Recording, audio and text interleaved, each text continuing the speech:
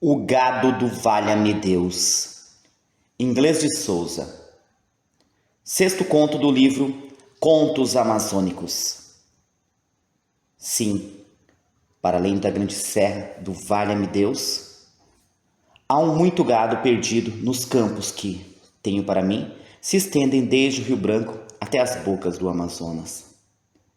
Já houve quem o visse nos campos que ficam para lá da margem esquerda do Trombetas, de que nos deu a primeira notícia o padre Nicolino, coisa de que alguns ainda duvidam, mas todos entendem que, a existir tal gado, nessas paragens são reses fugidas das fazendas nacionais do Rio Branco.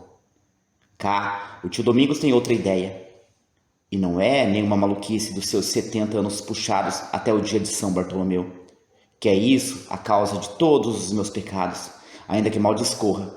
Tanto que, se querem saber a razão desta minha teima, lá vai a história, tão certa como se ela passou, que nem contada em letra de forma ou pregada do púlpito, salvo seja em dia de sexta-feira maior.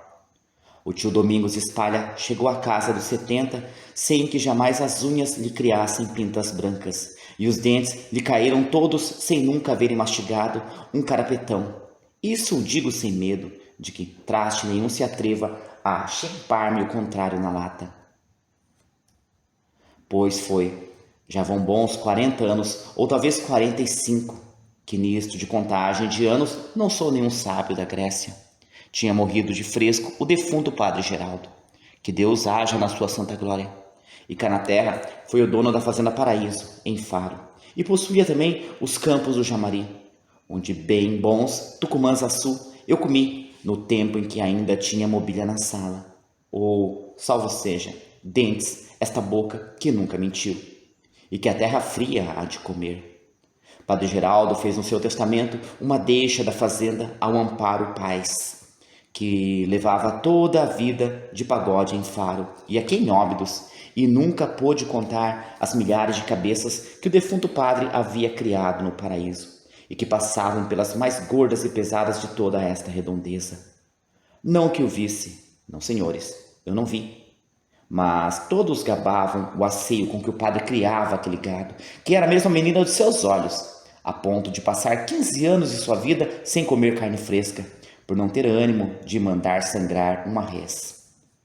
Quando fui contratado para a fazenda, já o defunto havia dado a alma a Deus por causa de umas friagens que apanhara embarcado, e de que lhe nascera um pão de frio, bem por baixo das costelas direitas, não havendo lambedor, nem mesinha que lhe valesse, porque, enfim, já chegara a sua hora.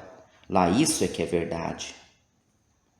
Havia um ano que a fazenda Paraíso estava, por assim dizer, abandonada, porque o Amaro nunca lá aparecia, senão para se divertir, atirando ao gado, como quem atira a onças, e fazendo-se valente na caçada dos pobres bois, criaturas de Deus, que a ninguém ofendem, porque, enfim, isso lá de uma pequena amarrada de vez em quando é para se defenderem e experimentarem o peito do vaqueiro, porque o boi sempre é animalzinho que embirra com gente maricas. As proezas do Amaro Paz tinham feito embravecer o gado, que por fim já ninguém era capaz de o levar para a malhada, e ainda menos de o meter no curral. O que era pena para um gadinho tão amimado pelo padre Geraldo, um verdadeiro rebanho de carneiros pela mansidão, que era mesmo de se lavar com um bochecho, para não dizer mais, e a alma do padre lá em cima havia de estar se mordendo de zanga, vendo as suas reses postas naquele estado pelo estrompa do herdeiro, que fazia dor de coração. Não pensem que eu agora digo isto para me gabar, pois quem pensar o contrário não tem mais do que perguntar aos moleques do meu tempo a razão porque me deram o apelido de Domingos Espalha, que era porque nenhum vaqueiro da terra do Rio Grande ou de Caiena me aguentava no repuxo da vaqueação. Eu era molecote ainda, mas quando se tratava de alguma fera difícil, era Domingos Espalha que se ia buscar onde estivesse, porque ninguém melhor do que ele conhecia as manhas do gadinho, e segurava-se melhor na sela, sem estribos nem esporas, à moda de minha terra, donde vim pequeno, mas já entendido nesses assados. Pois, para a festa de São João, que o Amaro Paz ia passar na vila, queria ele uma vaca bem gorda para comer, e me incumbia a mim e ao Chico Pitanga de tomarmos conta da fazenda. assinalar o gado orelhudo e remeter a vaca a tempo de chegar descansada nas vésperas da festa, o que me parecia a mim que era a tarefa mais à toa de que me encarregara até então, embora os outros vaqueiros me dissessem que havia de perder o meu latim com o tal gadinho de uma figa. O Chico Pitanga e eu entramos na montaria, levando um par de cordas de ouro feitas por mim mesmo com corredeiras de ferro, um paneiro de farinha e um frasco de cachaça da boa, feita de farinha de mandioca, que era de queimar as goelas e consolar a um filho de Deus. Abicamos ao Porto do Paraíso às 6 horas da tarde. Recolhemos-nos da casa por ser já tarde para procurar o gado, que entretanto ouvíamos mugir a pequena distância e parecia estar encoberto por um capão de mato. Fizemos a nossa janta de pirarucu assado e farinha. Não mostramos cara feia à aguardente de beiju e ferramos num bom sono toda a noite, até que pela madrugada saímos em busca do gado. Montamos em pelo 2 cavalos da fazenda que encontramos pastando perto do curral. Qual gado, nem pera gado. Batemos tudo em roda.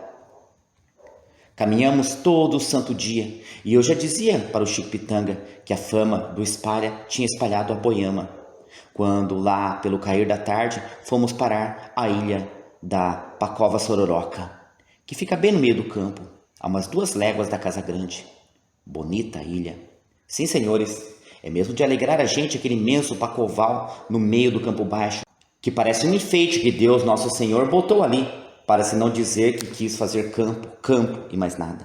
Bonita ilha, sim, senhores. Porém, muito mais bonita era a vaca que lá encontramos, deitada debaixo de uma árvore, mastigando, olhando para a gente, muito senhora de si, sem se afligir com nossa presença. Parecia uma rainha no seu palácio, tomando conta daquela ilha toda, com um jeito bonzinho de quem gosta de receber uma visita e tem prazer em que a visita se assente debaixo da mesma árvore, goze da mesma sombra e descanse como está descansando. Não, senhores, não tinha nada de gado bravo a tal vaquinha, grande, gorda, roliça de fazer sela, negra da cor da noite, com um ar de tão boa carne que o diacho do Chico Pitanga ficou logo de água na boca. E vai, não vai, prepara laço para lhe botar nos madeiros, com perdão da palavra. Me bateu uma pancada no coração, dura como a capu, de não sei que me parecia ofender aquela vaca tão gorda e lisa, que ali estava tão a seu gosto, querendo meter a gente no coração, com os olhos brandos e amigos, sem cerimônia nenhuma e muito senhora de si. E disse para o Chico que aquilo era uma vergonha para mim, ser mandado como o vaqueiro mais sacudido a amansar aquele gado bravo, e por fim de contas segurar a primeira vaca maninha que encontrava, como qualquer curumim, sem prática da arte. Mas o tinhoso falou na alma de meu companheiro, que sem mais aquela atirou o laço e segurou os cornos da vaca. Ela, coitadinha, se empinou toda, deixando ver o peito branco, com umas tetinhas de moça, palavra de honra, e eu, para não parecer que receava o lance, botei-lhe a minha corda também.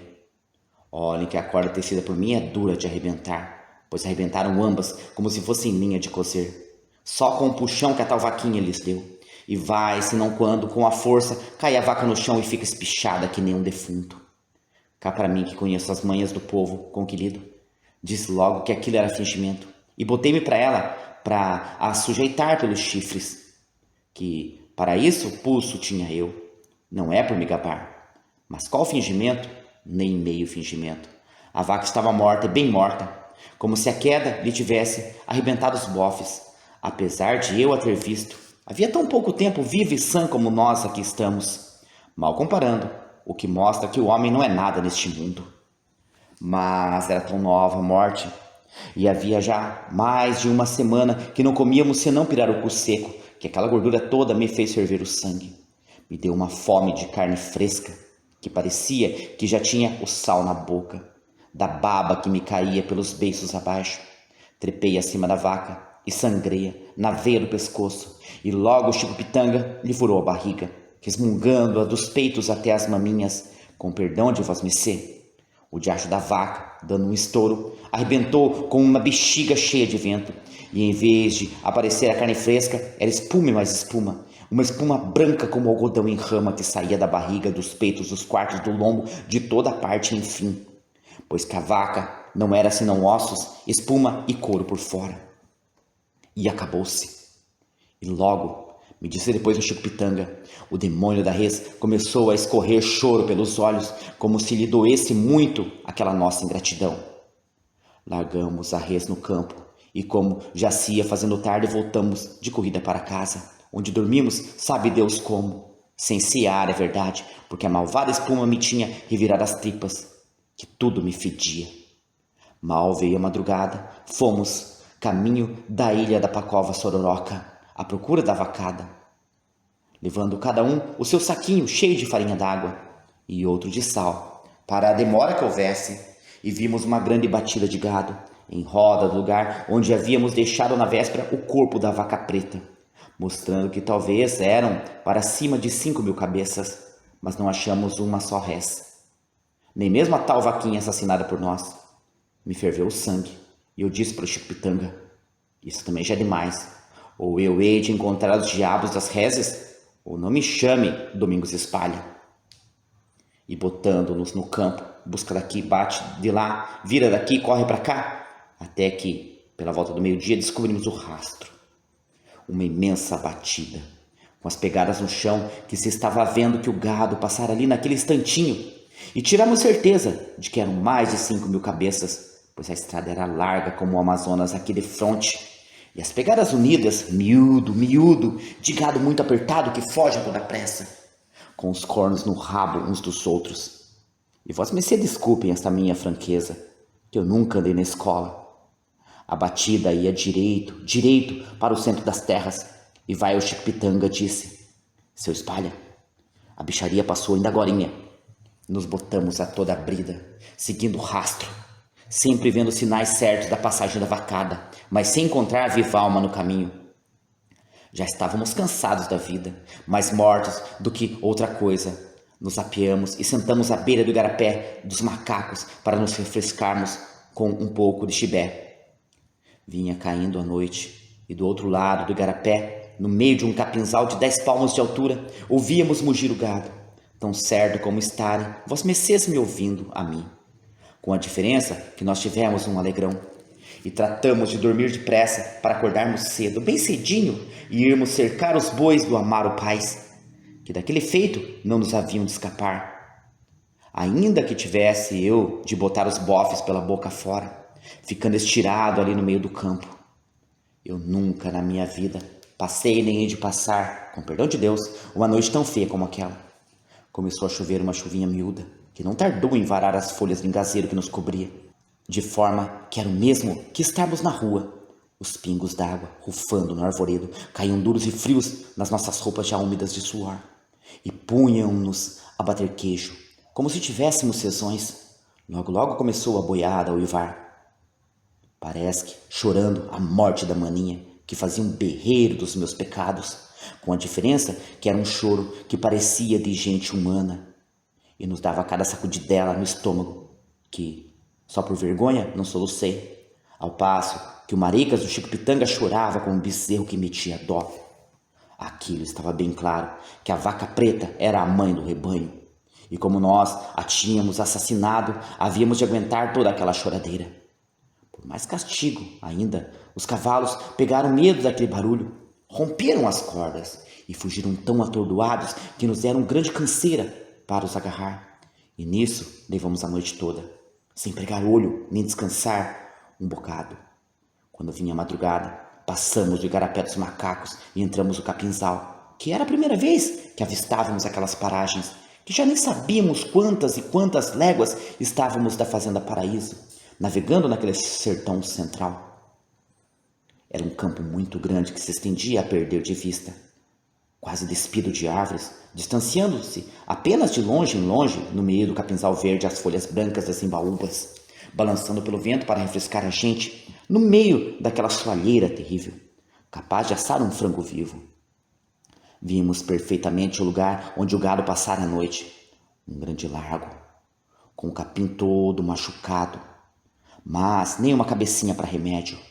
Já tinha os diachos seguido seu caminho, sempre deixando atrás de si uma rua larga, aberta no capinzal, em direção à serra do Valha-me-Deus, que depois de 2 horas de viagem, começamos a ver muito ao longe, espetando no céu as suas pontas azuis. Galopamos, Galopamos atrás deles, mas qual gado, nem pera gado.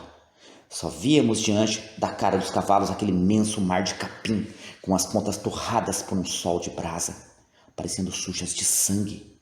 E no fundo, a serra do Vale-me-Deus, que parecia fugir de nós a toda a pressa. Ainda dormimos aquela noite no campo, a outra e a outra, sempre seguindo durante o dia as pegadas dos bois e ouvindo à noite a grande choradeira que faziam alguns passos de distância de nós, mas sem nunca lhe pormos a vista em cima. Nem um bezerro desgarrado, nem uma vaquinha preguiçosa.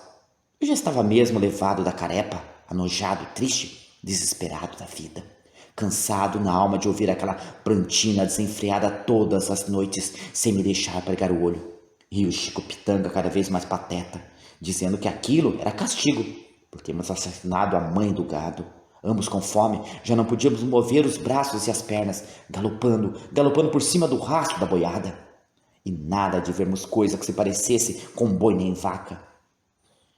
E só campo e céu, céu e campo, e de vez em quando bandos e bandos de marrecas, colhereiras, nambus, maguaris, garças, tuiurus, guarás, carões, gaivotas, maçaricos e arapapas que levantam o voo debaixo das patas dos cavalos, soltando gritos agudos, verdadeiras gargalhadas por se estarem rindo do nosso vexame lá na sua língua deles.